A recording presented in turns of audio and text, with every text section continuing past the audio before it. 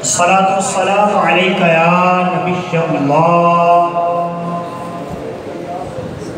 وعلى آلك وأصحابك يا نور الله. چلیں آپ کی خدمت میں مجھ سے پہلے بھی علامہ محمد اسلام صاحب ارشاد فرما رہے تھے کہ نبی مکرم نور مجسم صلی اللہ علیہ وسلم کی ذات برکت پہ درود پاک پڑھنے کی بڑی برکتیں اللہ تعالیٰ عطا فرماتا ہے. بڑی اس بندے کو برکتیں ملتی ہیں جو آقا کی ذات پہ درود و سلام کے نذرانے پیش کرتا ہے. اور ہونا تو یوں چاہیے کہ جب محبوب کا ذکر آئے، اپنے پیارے کا ذکر آئے، اپنے سونے کا ذکر آئے تو غلام کا چہرہ تو گلاب کے پھول کی طرح کھل جانا چاہیے. لیکن درود پاک پڑھنے کے لیے گزارش کی گئی، آپ احباب بڑی خاموشی کے ساتھ کسی کا جواب بھی نہیں آیا، بلکہ سیدی اعلیٰ حضرت فرماتے ہیں ہم یہاں سے پڑھیں وہ مدینے سنیں. ہم یہاں سے پڑھیں وہ مدینے سنیں، ان کی اعلیٰ سماعت پہ لاکھوں سلام، ان کی اعلیٰ سماعت پہ لاکھوں سلام. بلکہ حدیث پاک کا خلاصہ عرض کرتا ہوں، جز عرض کرتا ہوں. حضور ارشاد فرماتے ہیں، فرمایا جو محبت سے درود پاک پڑھنے والا ہے، فرمایا کہ یہ وہ غلام ہے جس کو آقا اس کا درود سنتے بھی ہیں اور سن کے جواب بھی عطا فرماتے ہیں. آقا درود سنتے بھی ہیں اور سن کے جواب بھی عطا فرماتے ہیں. حدیث پاک کا جز آپ کی خدمت میں پیش کرتا ہوں. حضور ارشاد فرماتے ہیں، فرمایا اسمع صلاۃ اہل محبتی واعرفهم. حضور ارشاد فرماتے ہیں، فرمایا وہ جو بندہ درود پاک پڑھنے والا ہوتا ہے بڑا خوش نصیب ہوتا ہے. آقا خوش نصیب کیسے؟ فرمایا درود وہ پڑھتا ہے سنت میں محمد مصطفیٰ خود. فرمایا جب وہ محبت سے پڑھتا ہے، محبت والے عاشق جب درود پڑھتے ہیں میں خود سنا بھی کرتا ہوں. اور اگلی بات وہ یہ نہ کہے، کسی کی ذہن میں یہ نہ آئے کہ غلام درود پڑھتا ہے مدینے کے تاجدار سنتے نہیں ہیں. فرمایا وہ عارفهم، اور خدا کی عزت کی قسم درود پڑھنا اس کا کام ہے، جاننا مصطفیٰ کا کام ہے. وہ درود پڑھتا ہے، حضور سنتے بھی ہیں، حضور جانتے بھی ہیں. اچھا جس کو حضور جانتے ہیں کہ غلام درود پڑھ رہا اور غلام کی آواز نہ نکلے، یہ کیسے ہو سکتا ہے؟ آئیے محبت سے ایک بات درود پاک پڑھتے ہیں. الصلاۃ والسلام علیک سیدی یا رسول اللہ وعلی آلک واصحابک یا سیدی یا حبیب اللہ. الصلاۃ والسلام علیک یا سیدی یا نبی اللہ وعلی آلک واصحابک یا سیدی المرسلین. پیارے اور محترم اسلامی بھائیوں، درود پاک سے جو گفتگو چلتی ہے تو یاد رکھیے گا کہ جو عاشق ہوتا ہے اس کو چاہیے کہ جب بھی آقا کا نام آئے اس وقت اس کو درود پاک پڑھنا چاہیے. بلکہ علماء یہاں تک ارشاد فرماتے ہیں، فرمایا کہ اسی طرح جس محفل کے اندر آقا کا نام لیا جائے تو ایک بار درود پڑھنا واجب ہو جاتا ہے. ایک بار درود پڑھنا کیا ہو جاتا ہے؟ بلند آواز سے کیا ہو جاتا ہے جی؟ کیا ہو جاتا ہے؟ واجب. اور ہر بار علماء نے ارشاد فرمایا درود پڑھنا مستحب ہے. بہتر ہے کہ درود پاک پڑھیں، اللہ تعالیٰ ایسے بندوں کو ثواب سے مالا مال فرما دے گا. اور یہ درود پڑھنے کی بڑی برکتیں ہیں، درود پڑھنے کی بڑی برکتیں ہیں. دعوے سے عرض کرتا ہوں، جو غمگین ہو، اس کو دکھ ہو، اس کو تکلیفیں ہوں، درود پڑھے، اللہ اس کے دکھوں کو دور فرما دے گا. فرمایا جو جس مصیبت کے اندر ہو، مصیبت کے اندر آقا کو یاد کرے، فرمایا یہ تو کرب نوازیاں کرنے والے ہیں، یہ آقا کو یاد کرے گا، اللہ اس کے دکھوں کو دور فرما دے گا، اللہ اس کی تکلیفوں کو دور فرما دے گا. اور جب آقا کا نام لیا جاتا ہے، لب جب چومتے ہیں ایک دوسرے کو، محمد کا جب نام لیا جاتا ہے صلی اللہ علیہ وسلم، جب آقا کا نام لیا جاتا ہے تو فرمایا جب ہونٹ ایک دوسرے کو بوسہ دے لیتے ہیں تو غلام ہاتھوں کو اور انگوٹھوں کو بوسہ دے کے آنکھوں پہ لگانا چاہیے، غلاموں کو بھی چاہیے۔ اور ایک اور کہ جو موضوع چل رہا تھا والدین کے حوالے سے، ماشاءاللہ مجھ سے پہلے علامہ صاحب نے قرآن پاک کی آیات کی تلاوت بھی آپ کے سامنے فرمائی، اس طرح احادیث طیبات بھی آپ کی خدمت میں گوش گزار کی ہیں۔ تو دوست احباب یاد رکھیے گا کہ آج اس محفل کا، اس بزم کا، اس اجتماع پاک کا جو انعقاد کیا گیا ہے یہ احسان ثواب کے محفل ہے۔ کون سی محفل ہے؟ بلند آواز سے بولیے۔ اچھا ایک اور بھی خدمت میں چھوٹی سی گزارش کرتا ہوں، ہونا یہ چاہیے کہ جب کوئی اچھی بات لگے تو اللہ کا ذکر کرنا چاہیے، الحمدللہ کہہ لینی چاہیے، سبحان اللہ بھی کہہ لینا چاہیے۔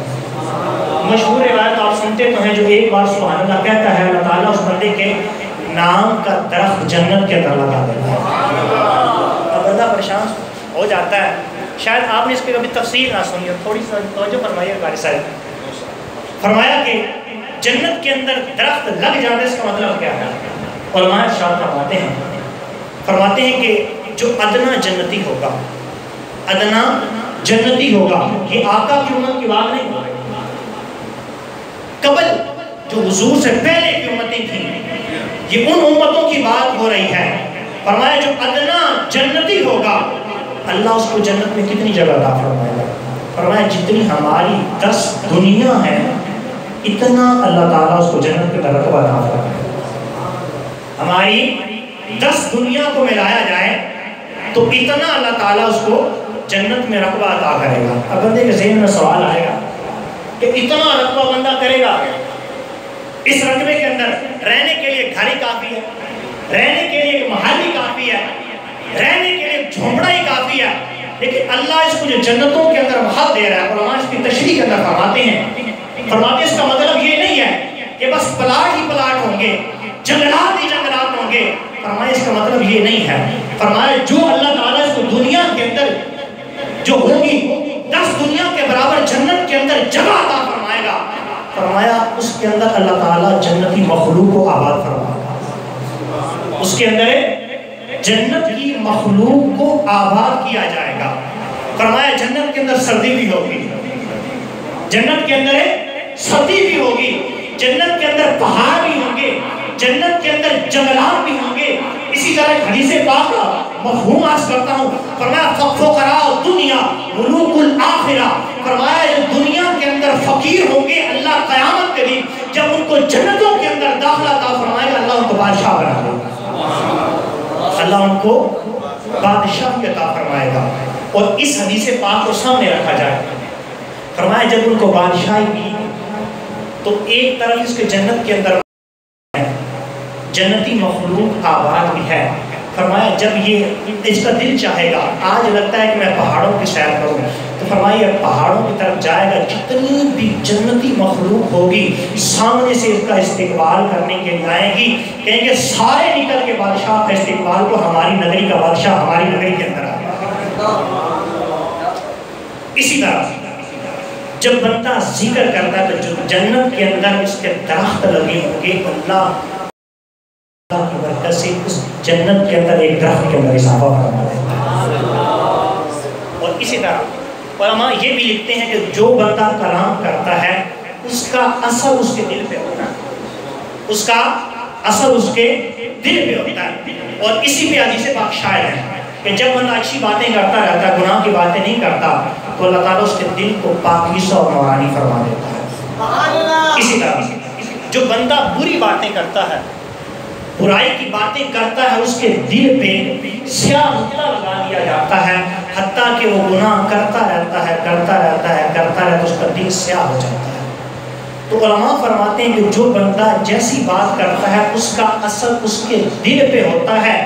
اگر بندہ سبحان اللہ کہتا ہے تو سبحان اللہ کا مطلب ہے اللہ تو پاک ہے، ہمارے اور آپ کے کہنے سے، میرے اور آپ کے کہنے سے اللہ پاک نہیں ہوگا، وہ تو ازلی اور ابدی پاک ہے۔ پھر ذہن میں سوال یہ آتا ہے وہ ازلی بھی پاک ہے، وہ ابدی بھی پاک ہے، پھر بندہ سبحان اللہ کیوں کہتا ہے؟ تو بندہ اس لیے سبحان اللہ کہتا ہے، بندہ اپنے آپ کو پاک کرنا چاہتا ہے۔ جب بندہ سبحان اللہ کہتا ہے اللہ اس کے ظاہر کو پاک کر دیتا ہے، جو سبحان اللہ کہتا ہے اللہ اس کے باطن کو بھی پاکیزہ کرتا ہے۔ نعرہ تکبیر، نعرہ رسالت، نعرہ تحقیق، نعرہ تحقیق، بلند آواز سے نعرہ تحقیق۔ ابھی بھی آواز نہیں آئی۔ نعرہ تحقیق پہ تو چہرے کھل جانے چاہیے۔ نعرہ تحقیق، نعرہ حیدری، نعرہ غوثیہ۔ بولتے ہیں یہ محبوب کی محفل کو محبوب سجاتے ہیں، اور آتے ہیں وہی جن کو بلند آواز سے آتے ہیں وہی جن کو جن کو یہ یقین ہے آقا نے بلایا وہ تو بلند آواز میں پڑھے نا، آتے ہیں وہی جن کو۔ اچھا ہم سرکار کے مہمان ہیں، بولیں تو صحیح، جو سرکار کے مہمان ہیں نا، سرکار کے غلام ہیں نا، سرکار کے خادم ہیں، تو پھر خادموں کو محبت کے ساتھ بولنا چاہیے، محبت کے ساتھ اپنے حبیب کا ذکر کرنا چاہیے۔ آئیے آپ کے سامنے جو خدمت میں میری جو فرمایا، مجھے حکم فرمایا کہ آپ نے کچھ والدین کے متعلق، ان کے حقوق کے متعلق آپ کی خدمت میں نے کچھ معروضات رکھنی ہیں، اور آخر میں کچھ احسان ثواب کے متعلق بھی آپ کی خدمت میں احادیث عرض کرنی ہے۔ تو یاد رکھیے گا اللہ پاک قرآن پاک کے اندر ارشاد فرماتا ہے وَبِالْوَالِدَيْنِ إِحْسَانًا، فرمایا کہ اے گروہ انسان تم نے والدین کے ساتھ احسان کرنا ہے۔ کیا کرنا ہے جی؟ بلند آواز سے والدین کے ساتھ کیا کرنا ہے؟ احسان۔ اب یاد رکھیے گا احسان کیسے کیا جاتا ہے، تو علماء اس کی تفاصیل کے اندر فرماتے ہیں، فرمایا کہ ایک احسان یہ ہے کہ جب والدین زندہ ہوں تو والدین کی فرما برداری کرنی ہے، ان کی خدمت کرنی ہے، یہ ہے ان کے ساتھ احسان، یہ ہے ان کے ساتھ احسان۔ اور اسی طرح جب دنیا سے چلے جائیں تو پھر بھی ان کے ساتھ احسان کرنا، جب دنیا سے چلے جائیں تو پھر بھی ان کے ساتھ احسان کرنا ہے۔ دنیا سے چلے جائیں پھر کیسے احسان کرنا ہے؟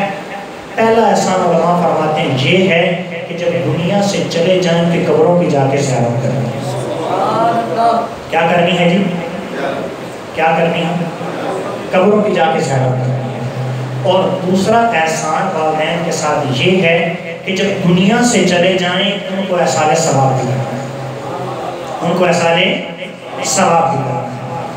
آئیے ایک حدیث پاک عرض کرتا ہوں، سیدہ کے حدیث پاک ہے۔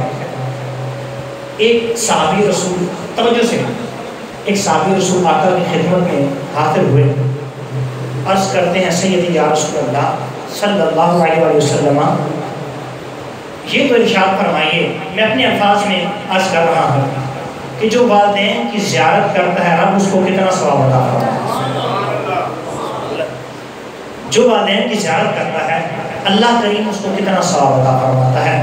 حضور ارشاد فرماتے ہیں آج توجہ کیجئے گا، ہم حج کرنے جاتے ہیں، اب ہمیں عمرہ کرنا ہو، اب کا جو کرنٹ ریٹ ہے، کرنٹ قیمت ہے، عمرہ کرنا ہو تو 5 لاکھ لگیں گے اور حج کرنا ہے تو 10 لاکھ۔ کیا کوئی ایسی بات نہ بتا دوں کہ دنیا پہ رہتے رہتے بندہ حج کا ثواب حاصل کر لے؟ آپ سننا چاہیں گے؟ سننا چاہیں گے؟ مسکرا کے بولے سننا چاہیں گے؟ توجہ سے سنیے گا، حضور جو والدین کی خدمت کرتا ہے، والدین کی زیارت کرتا ہے، آپ کا اس کو کتنا ثواب ملتا ہے۔ تو حضور توجہ سے سنیے گا، حضور ارشاد فرماتے ہیں اے میرے غلام جو محبت سے اپنے والدین کے چہرے کو دیکھتا ہے میرا رب اس کو ایک مقبول حج کا ثواب عطا فرماتا ہے۔ کتنا ثواب ملا جی؟ ایک مقبول حج کا۔ اور اگر ہم حج کرتے ہیں پتہ ہے اللہ کی، پتہ نہیں اللہ کی بارگاہ کے اندر مقبول ہونا ہے کہ نہیں ہونا، اور خدا کی عزت کی قسم ہے حضور فرماتے ہیں حج مبرور، رب اس کو مقبول حج کا ثواب دیتا ہے، دیتا ہے، دیتا جاتا ہے۔ اور یہ مقبول ہے کیونکہ حضور کی زبان یہ مقبول ہے.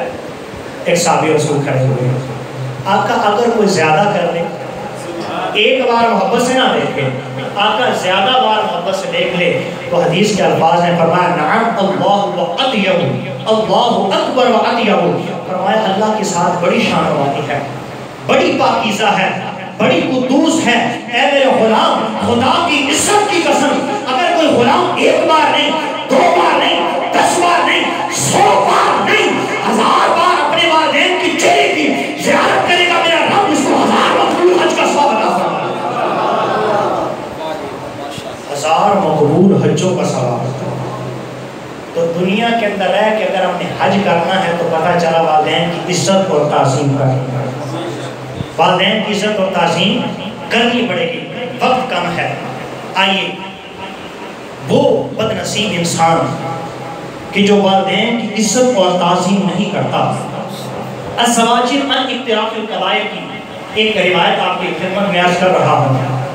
حضور ارشاد فرماتے ہیں, فرمایا اے میرے غلاموں, میں جب معراج پہ گیا نا تو فرمایا میں نے دیکھا کہ کچھ بد نصیب ایسے ہیں جو آگ کی شاخوں کے ساتھ الٹے لٹکے ہوئے, آگ کی شاخوں کے ساتھ الٹے لٹکے ہوئے ہیں. صحابہ کرام رضی اللہ تعالی عنہم اجمعین عرض کرنے لگے, آقا یہ کون لوگ ہیں, آقا یہ کون لوگ ہیں؟ حضور ارشاد فرمانے لگے, فرمایا اے میرے غلاموں, یہ وہ لوگ تھے یشتمون آباءہم و امہاتہم فی الدنیا. حضور ارشاد فرماتے ہیں یہ وہ بد نصیب لوگ تھے جو دنیا کے اندر اپنے والدین کو گالیاں دیا کرتے تھے. اور اسی طرح امام جلال الدین سیوطی رحمہ نے ایک روایت نقل فرمائی ہے, فرماتے ہیں, اور شرح صدور کے اندر بھی امام جلال الدین سیوطی رحمہ لکھتے ہیں, فرمایا وہ بد نصیب بندہ جو والدین کو گالیاں دیتا ہے, فرمایا اس کی آگ جب دنیا سے چلا جائے گا تو اس کی آگ کے اندر ایسے انگارے اتریں گے جیسے زمین پہ بارش اترا کرتی ہے, جیسے زمین پہ بارش آتی ہے, ایسے ہی جب وہ دنیا سے چلا جائے اس کی قبر کے اندر انگاروں کی جو برسات ہوتی ہے. تو آج میں اور آپ توجہ تو کریں, آج اگر ہم اس محفل کے اندر آئے ہیں تو یہ نیت کر کے اٹھیں کہ زندگی کے اندر کبھی اپنے والدین کا دل نہیں دکھائیں گے. بلند آواز سے نیت کریں, کبھی بھی اپنے والدین کا دل نہیں دکھائیں گے.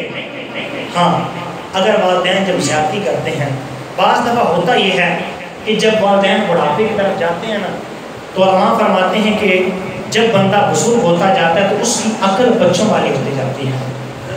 تو پھر کیا ہوتا ہے کہ ساری ہی باتیں لے کے قاری صاحب جب بھی بات کرو نا تو والد صاحب گالیاں نکالتے رہتے ہیں, جس ٹائم دیکھو گالیاں کرتے رہتے ہیں. امی جان نے کبھی سکون لینا ہی نہیں دیتا, میری زنانی نال پڑتی رہتی ہے, میرے بچے کو مارتی رہتی ہے. خدا کے بندو کیا ہو گیا؟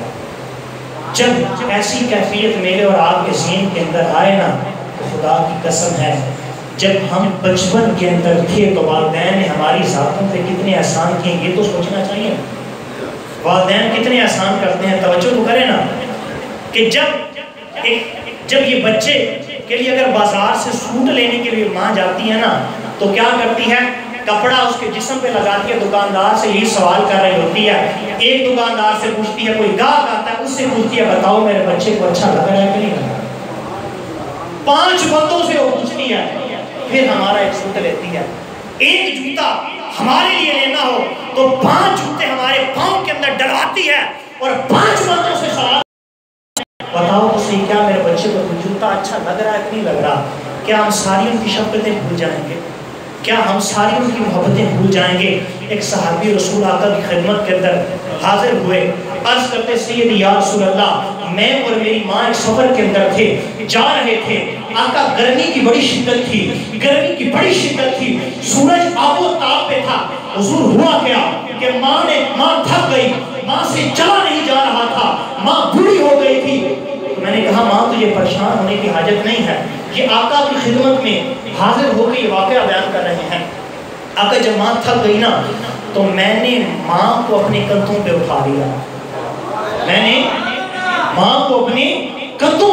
لیا, آقا اتنے گرم پتھر تھے کہ اگر ان پتھروں پہ گوشت کو رکھا جائے تو گوشت بھن جائے, گوشت پک جاتا.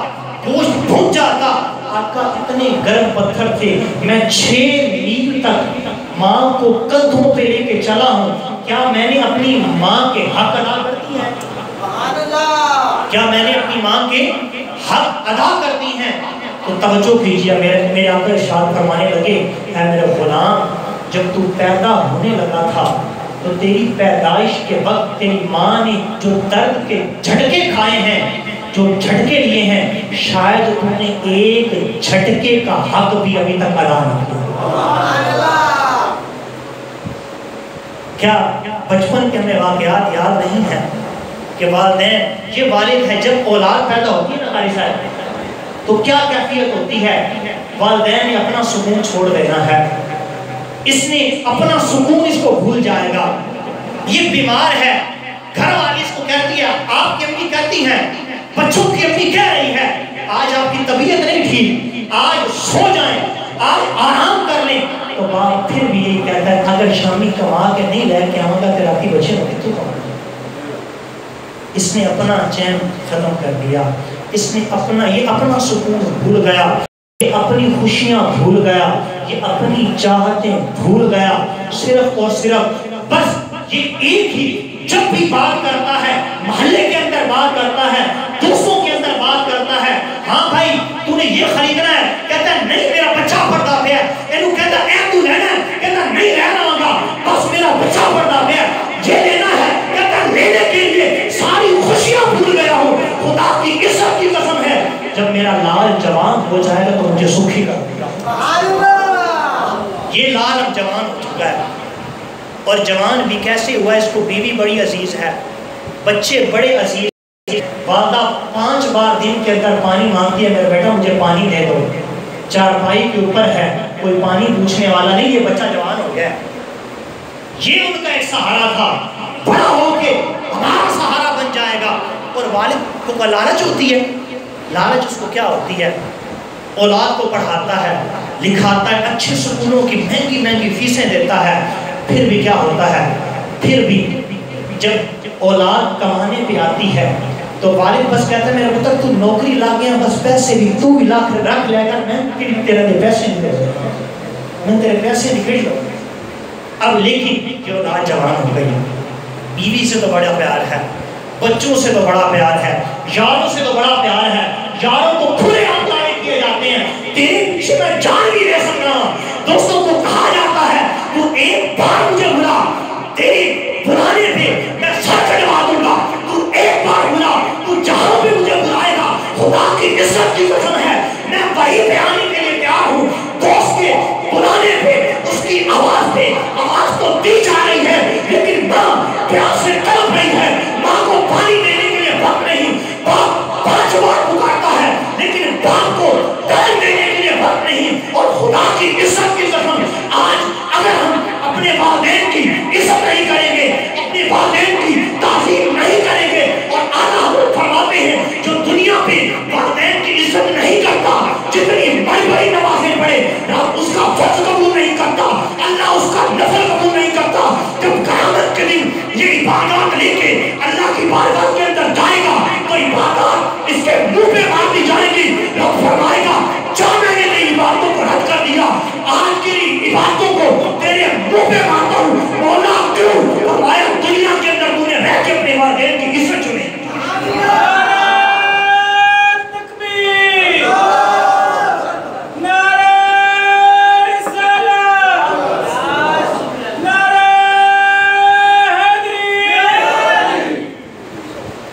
دنیا کے اندر رہ کے ان کی عزت نہیں کی. رب فرمایا جا تیری باتیں, سیدی اعلیٰ حضرت 24ویں جلد کے اندر فرماتے ہیں, فرمایا کہ اس کے نہ نفل قبول ہے, نہ فرض قبول ہے, نہ اس کے صدقے قبول ہیں, نہ حج قبول ہیں, اور اگر اسی حالت میں دنیا سے چلا گیا تو جب قبر میں جائے اس کو پتہ چلے گا. یہ تو ہے کہ جب والدین حیات ہوں تو ان کے ساتھ احسان ایسے کرنا ہے. کچھ میں نے آپ کی خدمت کے اندر گزارشات کی ہیں, اور فرمایا جب دنیا سے چلے جائیں تو پھر بھی ان کے ساتھ احسان کرنا ہے. اور پھر کیا کرنا ہے؟ قاری صاحب نے حدیث پاک پڑھی ہے ماشاءاللہ, علامہ صاحب نے ایک حدیث پاک میں بھی آپ کی خدمت میں عرض کرتا ہوں. فرمایا حدیث مبارکہ کا خلاصہ ہے، حضور ارشاد فرماتے ہیں اے غلاموں کہ جن کے والدین دنیا سے چلے گئے ہیں ان کی قبروں کی زیارت کیا کرو۔ بلند آواز سے سبحان اللہ کہتے ہیں۔ وَإِن شَكَرْتُمْ لَأَزِيدَنَّكُمْ، اگر کوئی بات اچھی لگے تو علم دین بندہ حاصل کر رہا ہے، علم دین حاصل کرنا اللہ کی نعمت ہے کہ نہیں ہے؟ بولیں تو صحیح، ہے کہ نہیں ہے؟ تو رب ارشاد فرماتا ہے وَإِن شَكَرْتُمْ لَأَزِيدَنَّكُمْ، اگر تم شکر کرو گے تو میں تمہاری نعمتوں میں اضافہ فرما دوں گا۔ تو جب اچھی بات سنے کیا کہنا چاہیے؟ اللہ تعالیٰ سے کیا کہنا چاہیے؟ فرمایا کہ جب دنیا سے چلے جائیں تو ان کی قبروں کی زیارت کیا کرو۔ کیا فائدہ نصیب ہوگا آقا؟ اگر ہم زیارت کریں گے تو کیا فائدہ نصیب ہوگا؟ حضور ارشاد فرماتے ہیں، فرمایا اللہ تمہاری بخشش فرما دے گا، رب تمہاری بخشش فرما دے گا۔ اور اگلے حدیث کے الفاظ سنیے گا، مفہوم عرض کر رہا ہوں۔ فرمایا کہ جب یہ بندہ دنیا سے چلا جائے گا رب کے نورانی فرشتے اس کی قبر کی زیارت کے لیے آئیں گے کہ یہ وہ خوش نصیب ہے جو اس حال میں دنیا سے گیا تھا کہ یہ والدین کی قبروں کی زیارت جو کیا فرمایا اس کے مرنے کے بعد فرشتے اس بندے کی قبر کی زیارت کے لیے آئیں گے۔ حضور کی حدیث سے بات ہے۔ اور اگلی بات، اور جب دنیا سے چلے جائیں تو پھر ان کو کیا کرنا ہے جی؟ اچھا یہ اصالِ ثواب مطلب کیا ہوتا ہے؟ ذہن کے اندر بات یہ آتی ہے، اور بعض کچھ ایسے بھی ہیں ان سے یہ بات سنائی دیتی ہے، کہتے ہیں جب بندہ دنیا سے چلا جاتا ہے نا تو اعمال کا سلسلہ تو رک جاتا ہے لیکن پوری بات نہیں پڑھی جاتی، پوری بات سنائی نہیں جاتی۔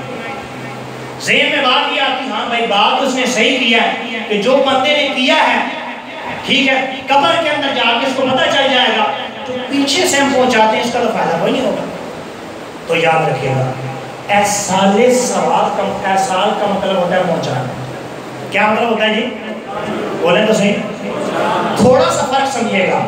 احصال ثواب یعنی ثواب کو پہنچانا، اس کو سیدھی سی بات کی جائے بھائی جو اس نے کیا ہے اس کے اعمال کا سلسلہ تو رک گیا ہے، منقطع ہو گیا، اب وہ نہیں کر رہا، ہم پیچھے سے پہنچا رہے ہیں۔ وہ نہیں کر رہا بلکہ ہم ہیں پیچھے سے پہنچا رہے ہیں۔ اچھا جی سیدھی سی بات ہے، سادی ساری باتیں کروں گا۔ اچھا جی اگر ذہن میں یہ بات آئے کہ چلو جب بندہ مر گیا دنیا سے چلا گیا تو اعمال کا سلسلہ رک گیا، کوئی چیز اس کو فائدہ نہیں دیتی، تو ایمانداری کے ساتھ بتائیے گا آپ جنازہ پڑھتے ہیں کہ نہیں پڑھتے؟ بولیں تو صحیح، جو پڑھتے ہیں بلند آواز سے پڑھتے ہیں، ماشاء اللہ سارے پڑھتے ہیں، جنازہ تو سارے پڑھتے ہیں۔ جب میت کو کسی کام کرنے کا یا اس کو ثواب کرنے کا فائدہ ہی نہیں ہونا تو پھر جنازہ کیوں پڑھتے ہیں؟ بولیں تو صحیح، تو پھر جنازہ کیوں پڑھایا جاتا ہے؟ موٹا سا سوال ہے، سادہ سا سوال ہے۔ آئیے اس کا سیتا کے رشتہ ابو داؤد شریف کے اندر حدیث پاک ہے، ایک صحابی رسول آقا کی خدمت میں حاضر ہو گئے، عرض کرتے ہیں آقا کہ میری ماں دنیا سے پردہ فرما گئی ہے۔ صحابیہ تھی اور سعد بن عبادہ، سعد آقا کی بارگاہ میں اندر حاضر ہوئے، آقا میری ماں دنیا سے پردہ کر گئی ہیں، اللہ کرے کہ اللہ اس ماں کے صدقے، اس صحابی کی ماں کے صدقے عثمان بھائی اور عمران بھائی کی امی جان کو بھی جنت الفردوس میں اعلیٰ مقام۔ رب کریم سیدہ زینب رضی اللہ تعالی عنہا کی کنیزوں میں شامل فرمائے، اور جتنے دوست احباب بیٹھے ہیں جن کے والدین دنیا سے چلے گئے اللہ تعالیٰ ان کی بھی حتمی طور پر بخشش فرمائے۔ اللہ تعالیٰ ان کے صغیرہ کبیرہ تقاضۂ بشریت انسان ہونے کے ناطے جو صغیرہ کبیرہ گناہ ان سے ہوئے اللہ سارے گناہوں کو معاف فرما کر وہ جنتوں کے اندر اعلیٰ مقام عطا فرمائے۔ بلند آواز سے آمین کہنا، کیونکہ آپ آمین کہیں گے مسلمان کا آمین کہنا جو مردہ ہے اس کو بھی قبر کے اندر بڑا فائدہ دیتا ہے۔ چند حدیثیں آگے عرض کرتا ہوں انشاءاللہ 10 منٹ کے اندر آپ پریشان ہوں، انشاءاللہ 10-12 منٹ کے اندر بیان میں اختتام کر دوں۔ توجہ کیجیے گا، حضور کی خدمت کے اندر حاضر ہوئے، آقا میری امی کا دنیا سے وصال ہو گیا، اب توجہ کیجئے گا، کیا آقا میں کوئی ایسا کام کروں کہ میرے کام کرنے سے میری امی جان کو قبر کے اندر ثواب پہنچے؟ سمجھ نہیں آپ کو ہے؟ کون عرض کریں ہیں؟ آقا کے صحابی، کیا کوئی ایسا کام کروں آقا کہ میری امی کو قبر کے اندر ثواب پہنچتا رہے؟ تو پتہ چلا ثواب پہنچنے کا عقیدہ حضور کے صحابی کا بھی ہے، اور حضور جواب بھی دے رہے ہیں، تو پتہ چلا یہ بھی حدیث ہو گئی۔ حدیث ہو گئی، حدیث کی مختلف اقسام ہوتی ہیں، اور حدیث ثبوتی بھی اس کو کہہ سکتے ہیں، حدیث تقریری بھی اس کو کہہ سکتے ہیں۔ فرمایا حضور نے جواب بھی ارشاد فرمایا، حضور اس کو آگے جواب بھی دے رہے ہیں، تو پتہ چلا یہ حدیث قولی بھی ہو گئی، حضور نے اصال ثواب خود بھی فرمایا، حدیث فعلی بھی ہو گئی، اور حضور جو صحابہ کرام دیگر اس پہ خاموش ہیں، حدیث تقریری۔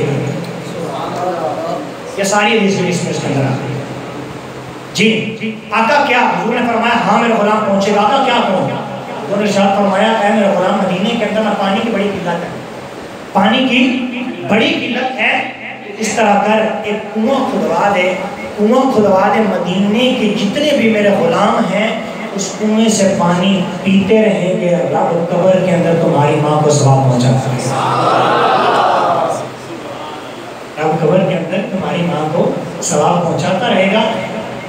جب حضرت سعد نے کنواں کھود دیا، آقا کی بارگاہ کے اندر حاضر ہو گئے، آقا میں نے کنواں کھدوا دیا ہے، فرمایا حضور کنویں میں تشریف لے گئے، حضور نے پانی بھی نوش فرمایا، دیگر سارے صحابہ کرام نے بھی فرمایا پانی پیا، حضور نے ارشاد فرمانے لگے ہذہ لأم سعد، فرمایا میرے غلاموں یہ کنواں سعد کی ماں کا ہے، یہ کنواں سعد کی ماں کا ہے۔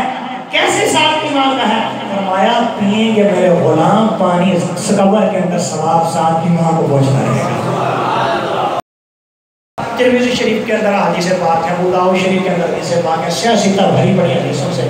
اس طرح ایک حضرت طلحہ حضور کی بارگاہ کے اندر حاضر ہوئے کہ آقا میری ماں دنیا سے پردہ کر گئی ہے، کیا میں صدقہ کروں تو ثواب پہنچے گا؟ حضور ارشاد فرمانے لگے میرے غلام صدقہ کرنا تیرا کام ہے، ثواب پہنچانا رب کریم کا کام ہے۔ اس طرح ایک صحابی حاضر ہوئے، آقا کیا میں ماں کی طرف سے حج کروں تو کیا میری ماں کو ثواب پہنچے گا؟ حضور نے فرمایا ہاں حج تو کر، اللہ ثواب پہنچا دے گا۔ اسی طرح چلیں یہ تو احصال ثواب کے موضوع پہ آپ نے سنا۔ اچھا احصال ثواب کے اندر بعضوں کے ذہن کے اندر بات یہ آتی ہے کہ جب یار سامنے کھانا رکھا جاتا ہے نا تو اس پہ قرآن نہیں پڑھنا چاہیے۔ جو سادہ سا سرکار کا غلام ہوتا ہے وہ پریشان ہو جاتا ہے، کہتے ہیں کہ اگر آپ کھانا سامنے رکھ دو نا تو کھانے پہ جب ختم درود پڑھتے ہو تو یہ کھانا حرام ہو جاتا ہے۔ خدا کے بندو تھوڑے سے توجہ تو کرو نا یار، کیسے حرام ہو گیا؟ اگر یہ بات ہے نا تو سادہ سا میرا سوال ہے کہ آپ کھانے سے پہلے بسم اللہ الرحمن الرحیم پڑھتے ہیں کہ نہیں پڑھتے؟ بولو تو صحیح، پڑھتے ہیں نا؟ پڑھتے ہیں نا؟ یہ حضور کے حدیثوں سے ثابت ہے۔ حضور ارشاد فرماتے ہیں کہ جب کھانا شروع کرنے لگے تو اللہ کا ذکر کیا کرو، بسم اللہ الرحمن الرحیم، سارے کھانے سے پہلے بسم اللہ پڑھتے ہیں نا؟ بولے تو صحیح، بسم اللہ قرآن کا حصہ ہے کہ نہیں ہے؟ بسم اللہ مجریہا قرآن کا حصہ ہے کہ نہیں ہے؟ جب کھانے پہ قرآن پڑھنے سے کھانا حرام ہو جاتا ہے تو بسم اللہ پڑھنا تو کھانا حرام ہو گیا، ہم کھانے کو جو ایسا جن کے ذہن میں ایسی بات آتی ہے ان کو سیدھی سی بات کہہ دی جائے، تو پتہ چلا اگر یہ بات بسم اللہ پڑھنا بھی حرام ہو گیا اور یہ بات نہیں ہے تو نزول حکایت کے جسے بات ہے۔ ایک غلام امی عائشہ صدیقہ رضی اللہ تعالی عنہ سے روایت ہے، فرمایا غلام آقا کی خدمت میں حاضر ہوا، فرمایا کہ آقا میرے نا گھر کے اندر برکت نہیں ہے، میرے کھانے کے اندر برکت نہیں ہے۔ حضور نے فرمایا کیا تجھے آیت الکرسی نہیں آتی؟ جی آقا آتی ہے۔ حضور نے فرمایا کھانے سے پہلے پڑھ لیا کر، رب تیرے کھانے میں برکتیں عطا فرما دے۔ اور حضور کی حدیث سے ثابت ہے۔ اور ہوتا کیا؟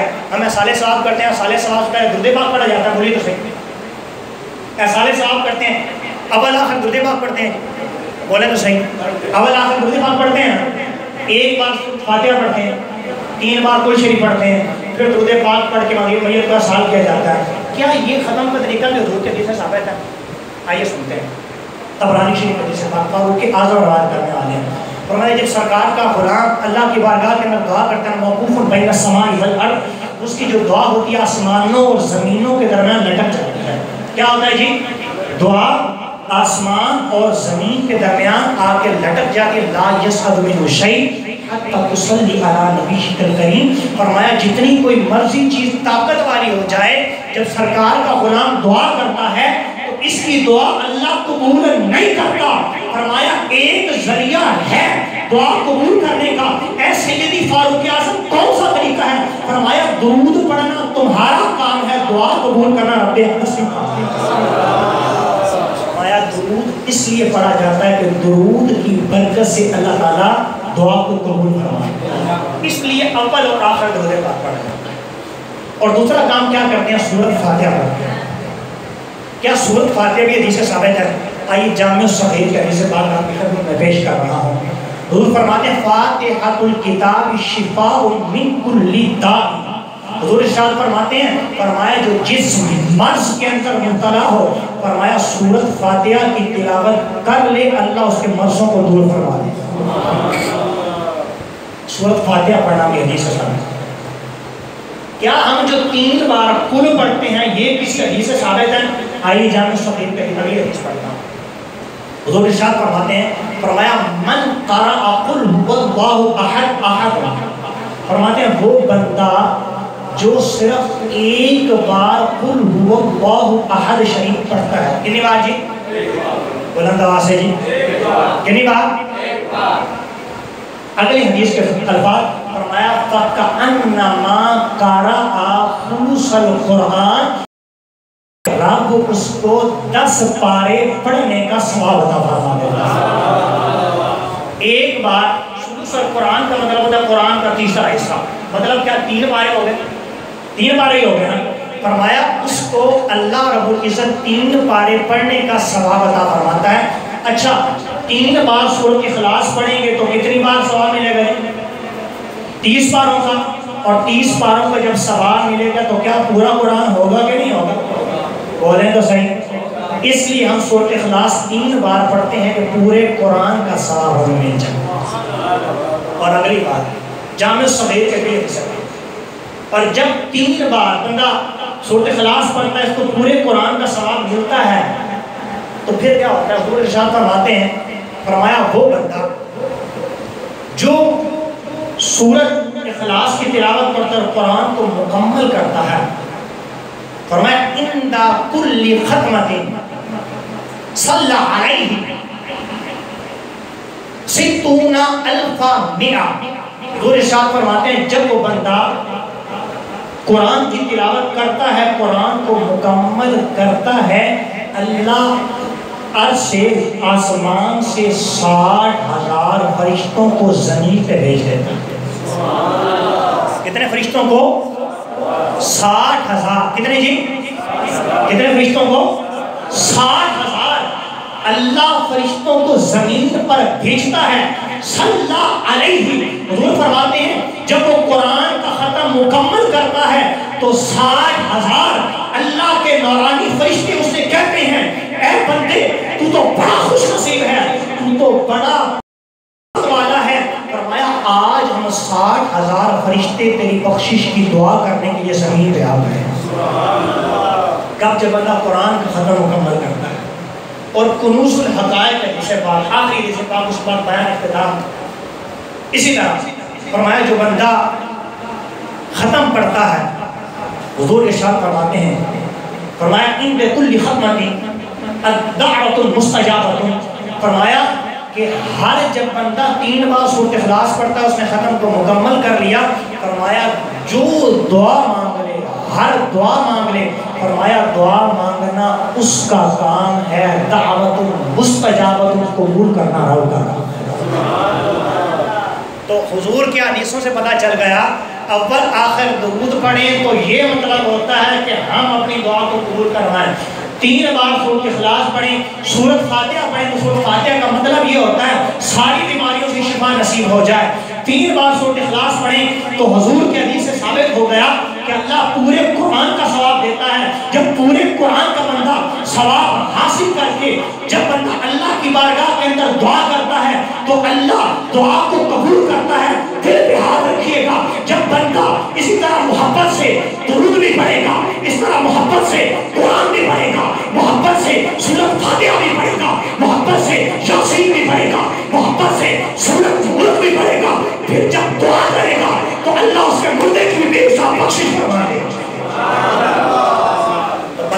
حضور کے حدیث، حضور نے طریقہ سکھایا کہ مردے کے لیے دعا ایسے کی جاتی ہے۔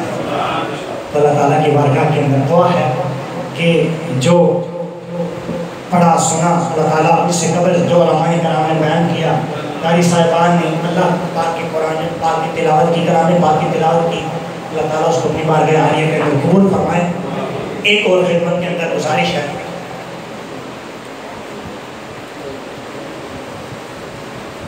ایک اور چھوٹی سی گزارش ہے آپ کی خدمت میں، بس بیان مکمل ہو چکا ہے کہ اگر بندہ نیک بننا چاہے تو اس کو کیا کرنا چاہیے۔